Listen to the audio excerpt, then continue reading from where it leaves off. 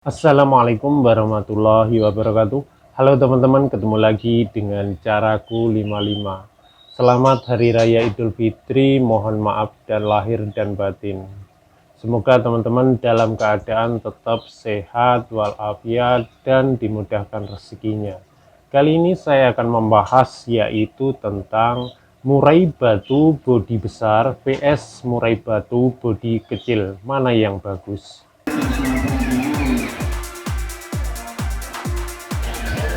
Murai batu ada yang bodinya besar, ada juga yang murainya kecil. Keduanya mempunyai perbedaan yang berbeda-beda ya. Yang terutama yang kita lihat sebenarnya dari katuragannya, gimana dengan burung kecil maupun pada burung murai yang besar. Dari pengalaman saya itu yang pertama murai batu kecil dulu yang saya bahas ya. Murai batu kecil ada dua perbedaan. Ada yang pertama murai batu kecil itu mudah disetting dan murai batu kecil mudah bongkar isian. Tetapi murai batu kecil yang A ini, misalkan A, ini pola makannya settingan tinggi, tidak kuat karena faktornya tinggi. Ini dari pengalaman saya.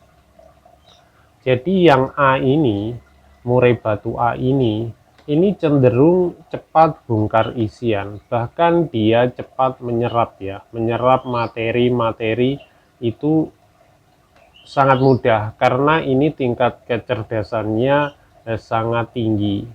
Nah ini faktor dari ini bisa juga dari keturunannya karena saya belinya bukan terah juga, dan ini contoh murai batu tipe A untuk bodinya yang kecil teman-teman. Jadi vektornya ini lebih tinggi untuk yang bodi kecil tipe A tadi yang saya sebutkan tadi.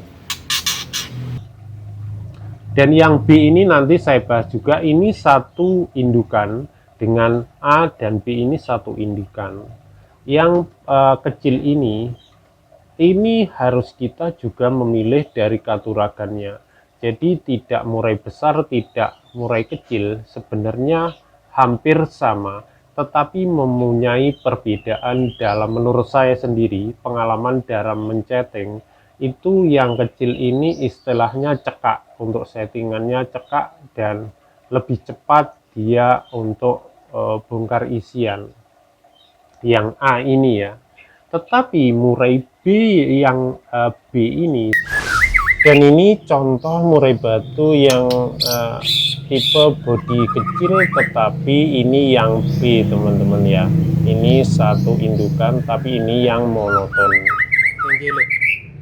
Sama-sama bodi kecil yang B ini, tetapi ini sangat beda sekali. Padahal ini satu indukan dengan A dan B. Sedangkan yang B ini cenderung burung ini monoton, sulit disetting, dengan bahkan settingan tinggi sudah saya coba, tetap juga variasi lagu untuk menyerap itu sangat lambat sekali. Usia setahun setengah aja bongkar ini hanya paling sekali tapi banyak monotonnya. Bahkan di gantangan ini yang B ini juga monoton. Secara fisik katuragannya hampir sama. Yang ini paruhnya juga tebal, agak panjang. Yang ini paruhnya agak tebal juga, hampir sama atas bawah, agak tebal. Dan lehernya beda. Yang A ini agak pendek lehernya tetapi cepat bongkar isian. Untuk yang B ini lehernya agak panjang tetapi bongkarnya agak sulit, atau istilahnya tipenya ini beda sekali. A dan B ini tipenya tipe dingin. Jadi untuk size setting tinggi pun tetap dia kuat, tetapi hanya monoton. Bahkan settingan rendah ini juga monoton usia-usia segitu teman-teman. Jadi mempunyai dua perbedaan karakter antara A dan B ini.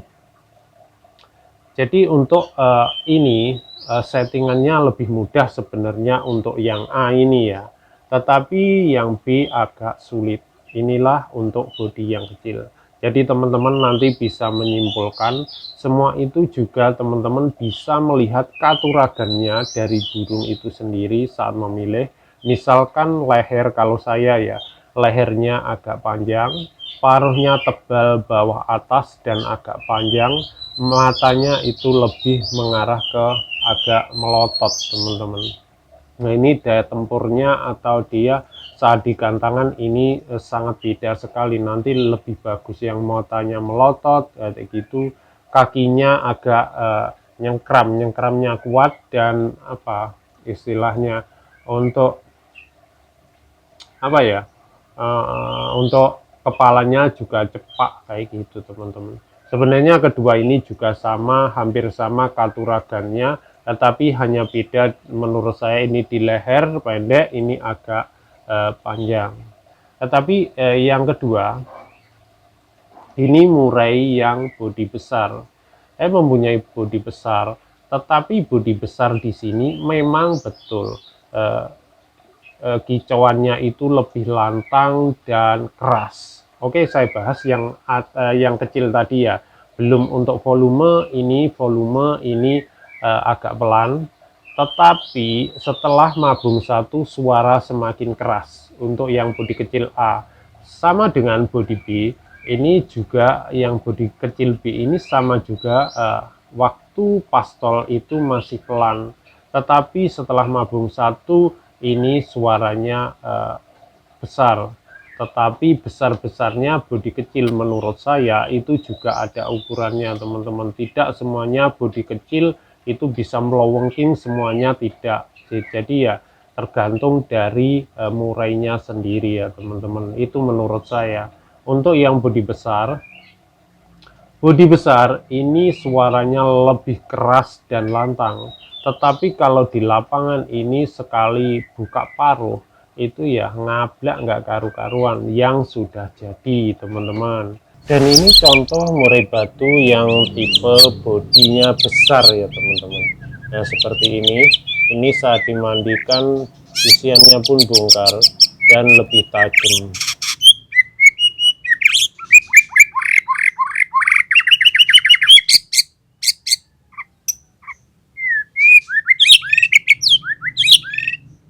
Tapi ini hampir sama untuk ngedurnya, dari ketiga ini hampir sama ngedurnya juga, yang besar pun juga ngedur.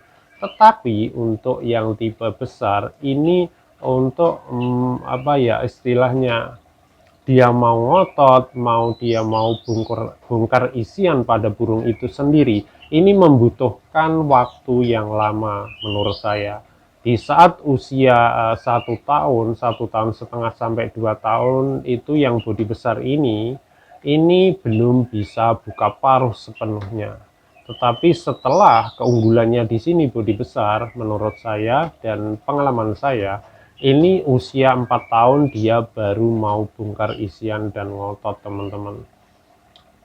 Untuk stabil hampir sama juga, bodi kecil juga gitu, bodi besar ya kadang stabil kadang tidak, itu juga tergantung dari burungnya itu sendiri.